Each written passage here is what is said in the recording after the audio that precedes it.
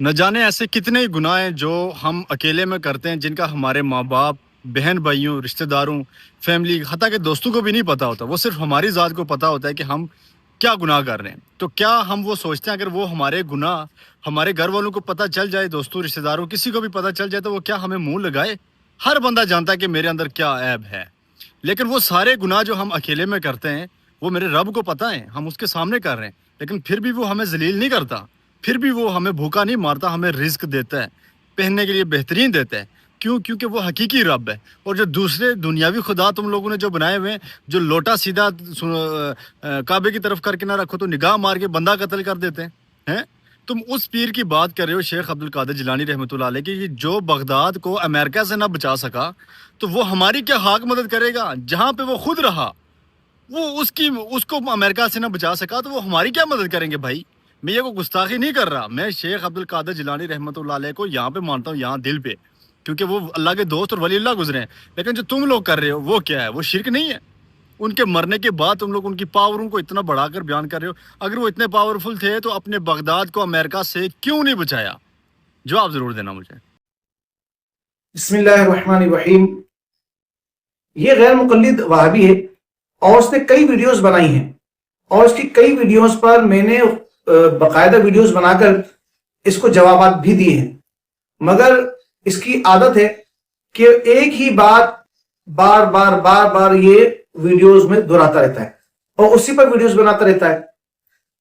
اب بات تو یہ ہے کہ جو میں نے دلائل اسے دیے ہیں اس کی ویڈیوز پر، باقاعدہ اس کی ویڈیوز چلا کے، ویڈیوز کلپ چلا کر جو میں نے دلائل دیے قرآن و حدیث کی روشنی میں، قرآن مجید کی آیات سنائی ہیں، جو احادیث طیبات ہے بحوالہ وہ بیان بھی کی ہیں، لیکن اس کا رد نہیں کیا اس نے ابھی تک، کیونکہ اس کے پاس رد کرنے کے لیے کچھ ہے ہی نہیں۔ اب یہ آج تک یہی نہیں سمجھ سکے کہ شرک ہوتا کیا ہے۔ یہ جناب والا مزارات اولیاء پہ ہم چلے جائیں تو شرک، فاتح خوانی کر لیں تو شرک، اور اگر احصال ثواب کے لیے کوئی اہتمام کر لیں، کوئی شریف ختم کر لیں، قرآن خوانی کر لیں تو شرک، تیجا کر لیں، دسواں کر لیں تو شرک، کسی بزرگ کی تعظیم کر لیں، ہاتھ چوم لیں تو شرک، 11ویں کر لیں تو شرک، 12ویں کر لیں تو شرک، نظر و نیاز یا فاتحہ خوانی کر لیں تو شرک۔ یعنی ہر ایک کام کو شرک کہتے ہیں، حالانکہ ان کو خود پتہ ہی نہیں کہ شرک کہتے کس سے۔ کسی سے مدد مانگ لیں تو کہتے ہیں شرک۔ جناب والا آج تک ان کو اس بات کا معلوم ہی نہیں ہو سکا کہ شرک کی اصل میں تعریف ہے کیا اور شرک کہتے کس چیز کو ہے۔ صرف انہوں نے ایک ذہن بنا لیا کہ جو بریلوی کریں گے وہ شرک ہے۔ اب چاہے اس کے قرآن سے دلائل ملتے ہوں، احادیث طیبات سے دلائل ملتے ہوں، یہ اس طرف دیکھیں گے بھی نہیں۔ بس یہ کام کس نے کیا؟ اہل سنت والجماعت حنفی بریلویوں نے کیا ہے، بھائی شرک کا فتویٰ لگا دو۔ اس کی حقیقت کیا ہے، اس کا جواز ہے یا نہیں ہے، اسلام اس بارے میں کیا کہہ رہا ہے، قرآن پاک کی آیات کیا کہہ رہی ہیں، احادیث طیبات میں اس کا حکم کیا ہے، کوئی غرض نہیں۔ بس بریلویوں نے کر لیا، اسے شرک کہہ دیا جائے۔ یہ انہوں نے شرک کی تعریف سیکھی ہے، اس کے علاوہ کچھ بھی نہیں۔ اب دیکھیں کہہ رہے کہ ہم گناہ کرتے ہیں، چھپے میں کرتے ہیں، تنہائی میں کرتے ہیں، وغیرہ وغیرہ۔ تو بھائی کیوں کرتے ہو گناہ؟ نہیں کرو، کس نے بولا تمہیں گناہ کرنے کے لیے؟ گناہ سے تمہیں بچنا چاہیے۔ الذی خلق الموت والحیات لیبلوکم ایکم احسن عملا، سورہ ملک کی دوسری آیت ہے یہ، کہ ہم نے موت اور زندگی کو اس لیے پیدا کیا ہے کہ تمہاری جانچ ہو کہ تم میں کس کا کام زیادہ اچھا ہے، تو لہٰذا اچھے کام کرو، کیوں گناہ کرتے ہو؟ اب اللہ تبارک و تعالیٰ دیکھ رہا ہے، اسے سب پتا ہے، اس سے کچھ چھپا نہیں ہے۔ تو جناب والا اسے سب پتا ہے، اسے یہ بھی پتا ہے کہ جو آپ نے داڑھی کٹا کے حرام کام کیا ہوا ہے، یہ تو سب کو پتا ہے۔ آپ کہہ رہے بہت سارے کام میں گناہ کرتے چھپکے، یہ چھپکے آپ کون سے گناہ کر رہے؟ تو شرعام گناہ کر رہے ہیں آپ، لیکن آپ اس سے توبہ نہیں کر رہے، کریں توبہ۔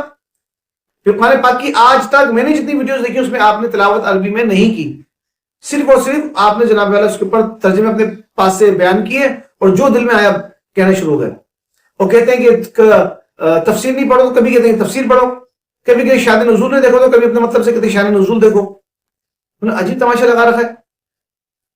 جناب والا آپ ہی کہہ رہے ہیں کہ حضور غوث پاک رضی اللہ تعالیٰ عنہ کا ادب آپ یہاں سے کرتے ہیں، یہاں سے محبت کرتے ہیں دل سے، یہاں ہیں، کہاں ہے؟ نظر ہی نہیں آ رہا۔ آپ کی گفتگو میں تو بے ادبی اور گستاخیاں نظر آ رہی ہیں، معلوم ہو رہی ہیں۔ الفاظوں کا چناؤ ہی درست نہیں ہے کہ جن سے محبت، ادب، تعظیم معلوم ہو سکے. بے ادبی گستاخی نظر آ رہی ہے. پھر آپ کہہ رہے ہیں اولیاء سے محبت کرتے ہیں. کہاں سے محبت کرتے ہیں؟ ان کے تو بزم آپ ویڈیوز بنا رہے ہیں، کلپ بنائے چلے جا رہے ہیں. بھابھیوں نے آپ کو یہ سکھایا ہے، انجینئر مرزا نے آپ کو یہ سکھایا ہے، اور اس پر آپ کام کر رہے ہیں. ہر ایک کو مشرک، ہر ایک کو مشرک، ہر ایک کو مشرک. یاد رکھیے مشرک کافر ہوتا ہے. ہر کافر مشرک نہیں ہوتا، لیکن ہر مشرک کافر ضرور ہوتا ہے. ہر کفر شرک نہیں ہے، لیکن ہر شرک یہ کفر ہوتا ہے. آپ کہتے ہیں حضور غوث پاک عبد القادر جیلانی رحمۃ اللہ تعالی علیہ نے وہ جب امریکہ نے حملہ کیا تو بغداد کو نہیں بچا سکے. جب بغداد کو نہیں بچا سکے، اگر اتنی پاور تھی تو وہ کس طرح ہو سکتا ہے؟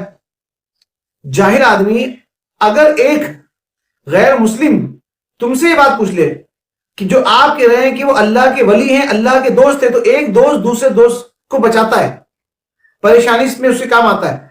تو تم نے کہا کہ حضور غوث پاک اللہ کے ولی ہیں، دوست ہیں، اللہ کے محبوب ہیں، ٹھیک ہو گیا. تو اللہ کے دوست پر، اللہ کے حبیب محبوب پر اور اللہ کے ولی پر حملہ ہوا، اللہ نے کیوں نہیں بچایا؟ آپ کے پاس کیا جواب ہوگا؟ اللہ تو بچا سکتا ہے نا، ہمارا بھی ایمان ہے، آپ کا بھی ایمان ہے. تو یہ الزامی جواب میں آپ سے پوچھتا ہوں، اس کا مجھے جواب دیں. کئی مساجد ان میں بم دھماکے ہوئے. مسجدیں کیا ہوتی ہیں؟ اللہ کا گھر ہوتی ہیں. ان مسجدوں کو اللہ نے نہیں بچایا تو کہ آپ اللہ کو کہیں کہ اللہ بچا نہیں سکتا، اس کو قدرت نہیں رکھتا. سیلاب آیا، جہاں مزارات ڈوبے، کئی مساجد بھی ڈوب گئیں اور شہید ہو گئیں اور پانی کی نظر ہو گئی، بہہ گئیں، ان کے نام و نشان تک نہیں ملے. اب آپ مجھے بتائیے کیا اللہ طاقت نہیں رکھتا ہے بچانے کی؟ میں آپ سے پوچھ رہا ہوں. اللہ کے بندے ہیں نا، اللہ کے بندے، وہ سیلاب کی نظر ہو گئے. اب جائیے بیت المقدس، کیا ہو رہا ہے وہاں پر؟ اللہ کا گھر ہے نا، اللہ کا گھر ہے نا بیت المقدس، تو اللہ تعالیٰ کیوں نہیں بچا رہا؟ کیا آپ انکار کرتے ہیں؟ کچھ آزمائشیں ہوتی ہیں، کچھ اللہ تبارک و تعالیٰ سے کی طرف سے امتحانات ہوتے ہیں، اللہ کی مشیت ہوتی ہے، اور اولیاء کرام اللہ تبارک و تعالیٰ کی مشیت کے تابع ہوتے ہیں. جب اللہ تبارک و تعالیٰ ارادہ فرماتا ہے ان کے ذریعے کچھ کروانا تو وہ کر دیتے ہیں، اور نہیں تو کچھ بھی نہیں ہوتا. آپ خود بتائیے نا سوالوں کا جواب آپ کے پاس کیا ہے؟ کچھ بھی نہیں، آپ کے پاس جوابات نہیں ہیں.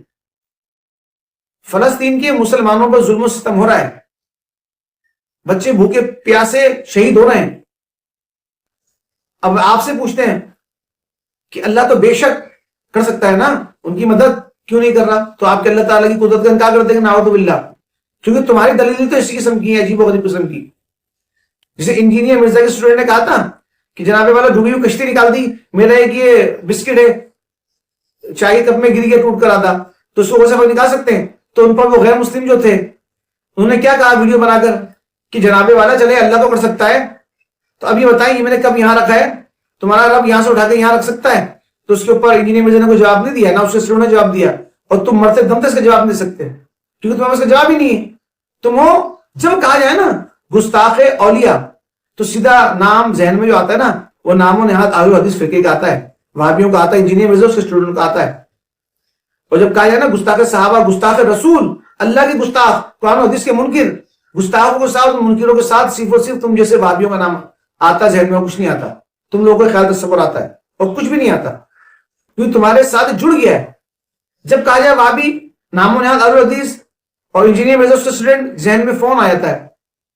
منکر قرآن، منکر حدیث، گستاخ رسول، اللہ پر جھوٹ باندھنے والے، کئی خداؤں کے، چھوٹے چھوٹے خداؤں کے ماننے والے، یہ آپ لوگوں کو ذہن میں آتا ہے کہ آپ کے عقائد و نظریات ایسے ہیں. جناب اللہ میں آپ سے پوچھتا ہوں نا، جواب کیوں دیا آپ نے؟ اب مکے مدینے کی حفاظت کا ذمہ پاکستانی افواج کو ملا ہے. میں آپ سے پوچھتا ہوں اگر غیر مسلم اٹھ کے آپ سے کہہ دے کہ بھائی یہ دو عظیم مقامات ہیں، مقدس مقامات ہیں، مکہ اور مدینہ، اس کی حفاظت کا ذمہ آپ نے پاکستانی فوج کو دے دیا، ارے اللہ کے گھر ہے، اللہ حفاظت کرے گا، چھوڑ دیں؟ کہ اللہ محتاج ہے پاکستانی افواج کا کہ وہ حفاظت کریں؟ اللہ نہیں حفاظت کر سکتا، نعوذ باللہ. آپ کے پاس کیا جواب ہے؟ اس کا جواب دیں آپ مجھے، جو جواب آپ کا ہو جواب ہمارا، کفری جواب نہ ہو تو، کیونکہ تمہارا تو بھروسہ ہی نہیں. تم تو کچھ بھی اللہ تعالیٰ کی ذات کے لیے بھی کفر. جب تم لوگ یہ مان سکتے ہو بھابھی کہ اللہ جھوٹ بول سکتا ہے، نعوذ باللہ معاذ اللہ، تو آپ تم لوگ کچھ بھی کہہ سکتے ہو. جناب والا وہاں شرطیں کھڑے کیے میں، کس لیے کھڑے کیے میں؟ حفاظت کے لیے نا. کیوں کھڑے کیے؟ کچھ عرصہ پہلے تقریباً 8 سال پہلے جو کرینے وہاں لگی ہوئی تھی وہ کرینے گر گئی تھی، کئی وہاں پر جو مسلمان تھے وہ شہید ہو گئے تھے۔ اب میں آپ سے پوچھتا ہوں کہ ایک غیر مسلم اگر آپ سے یہ کہہ دے کہ وہ جو کرینے گری اور مسلمان شہید ہوئے، جہاں بھاگ ہوئے، اللہ نے کیوں نہیں بچا لیا ان کو؟ آپ کے پاس کیا جواب ہوگا؟ ہے جواب؟ کیا جواب ہے؟ یہ جہالت میں مبنی سوالات کرنا بند کرو اور حقیقت کو تسلیم کرو۔ میں ایک دو آیت بھی پڑھ دیتا ہوں۔ فَإِنَّ اللَّهَ وَمَوْلَاهُ وَجِبْرِيلُ وَصَالِحُ الْمُؤْمِنِينَ وَالْمَلَائِكَةُ بَعْدَ ذَلِكَ ظَهِيرٌ، اللہ ان کا مددگار، جبریل امین مددگار، نیک صالح مومن مددگار، اور پھر فرشتے مدد پر ہیں۔ یہ قرآن پاک کی آیت ہے۔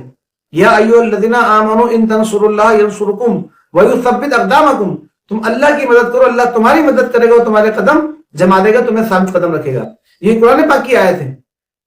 ان آیات مقدسہ میں بیان کیا گیا کہ اللہ تبارک و تعالیٰ کے جو نیک بندے ہیں وہ بھی مددگار ہیں، وہ مدد کرتے ہیں، ان کو یہ طاقت، یہ پاور اللہ تبارک و تعالیٰ نے عطا فرمائی ہے۔ جو جنگ میں فرشتوں کو اللہ تعالیٰ نے بھیجا مدد کے لیے، فرشتوں کی بھیجا، اللہ تعالیٰ ارادہ کرتا کہ سب کفار ختم ہو جائے، ختم ہو جاتے۔ اللہ تعالیٰ کی حکمتیں ہیں۔ سمجھ میں آ رہی بات نہیں سمجھ میں آ رہی؟ لہذا تم لوگ وہابیوں کے پاس اور انجینئر مرزا کے اسٹوڈنٹوں کے پاس کوئی بھی ایسی دلیل نہیں ہے جو تم لوگ کی چیزیں ثابت کر سکو، اپنے دلائل مضبوطی کے ساتھ دے سکو، کچھ بھی نہیں۔ سب سے کمزور فرقہ الحدیث وہابیوں کا ہے، خود انجینئر مرزا نے مانا ہے، اور وہ خود کسی کے سامنے بیٹھتا نہیں ہے، عالم کے سامنے، اور نہ تم لوگ بیٹھتے ہو۔ ہمارے سوال کا جواب کب دو گے؟ کب دو گے سوال کا جواب؟ بتاؤ۔ کوئی جواب نہیں ہے تمہارے پاس۔ تم آج تک یہ ثابت نہیں کر سکے کہ مدد مانگنا شرک ہے، کیونکہ مدد مانگنا شرک ہے ہی نہیں۔ جو شرک ہوتا ہے وہ ہمیشہ ہی شرک ہوتا ہے، ایسا نہیں ہوتا کبھی وہ شرک ہو کبھی شرک نہ ہو، کبھی جائز ہو جائے، ایسا نہیں ہوتا۔ اب میں ایک دو مثالیں دیتا ہوں۔ جو ایک ہوتا ہے حرام و حلال کا معاملہ، جائز و ناجائز کا معاملہ، وہ تو ہوتا ہی ہے کہ ایک وقت میں کچھ جائز ہو بعد میں ناجائز ہو، ایک وقت میں کوئی حلال ہو بعد میں حرام ہو جائے۔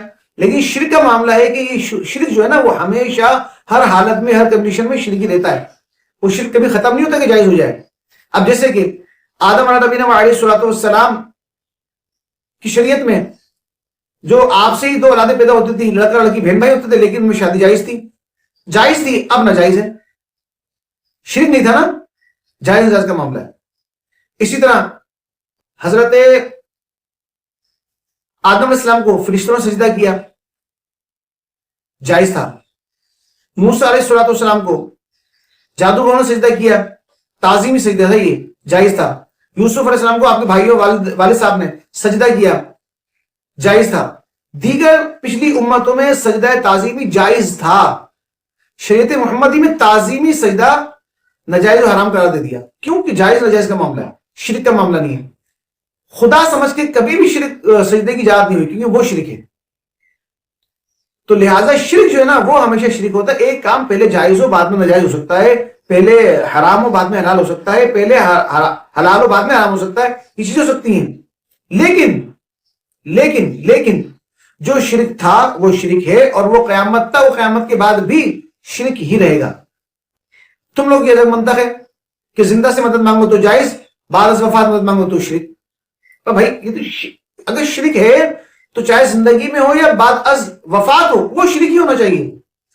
شرک کبھی بھی ختم نہیں ہوتا ہے، یعنی کہ وہ کسی دور میں شرک ہو، کسی دور میں شرک نہ ہو، وہ جائز ہو، تو ایسا کبھی نہیں ہوتا جناب والا۔ یہ آپ لوگوں خود ساختہ بنائی ہوئی چیزیں ہیں کہ جس کو چاہو آپ نے شرک کے دیا۔ میں جسے کہا نا جو بریلوی کریں گے وہ سو شرک کے دو، بھلے کچھ بھی کرتے ہو، کوئی بھی دلائل ہو آپ لوگ نہیں دیکھو گے۔ تعظیمی سجدہ پہلی شریعتوں میں جائز تھا، شریعت محمد صلی اللہ علیہ وسلم میں ناجائز، حرام، گناہ ہے، لیکن شرک نہیں ہے۔ شرک کب ہوگا؟ جب عبادت کا سجدہ ہوگا۔ عبادت کا سجدہ نہ آدم علیہ السلام کو فرشتوں نے کیا، نہ موسیٰ علیہ السلام کو جادوگروں نے کیا، نہ یوسف علیہ السلام کو آپ کے والد و بھائیوں نے کیا، وہ سب سجدہ تعظیمی تھا، تو اس لیے وہ جائز تھا۔ لیکن اس امت میں سجدہ تعظیمی حرام ہے، اور عبادت کا سجدہ اس وقت بھی حرام تھا، شرک تھا۔ حرام مطلب شرک والا حرام بول رہا ہوں، تو شرک تھا سجدہ عبادت، اور سجدہ عبادت اس شریعت میں بھی شرک ہے، وہ کر نہیں سکتے۔ تو لہٰذا پہلے اس کو سمجھو اور اس کا جواب میں نے تم سے سوال کیے ہیں کہ اللہ تبارک و تعالیٰ نے کیوں نہیں بچایا ان چیزوں کو. باقی بیان میں جو غلطی کوتاہی گناہ سبقت لسانی ہو گئی ہو اللہ تبارک و تعالیٰ معاف فرمائے. آمین بجاہ النبی الامین صلی اللہ تعالیٰ علیہ وآلہ وسلم.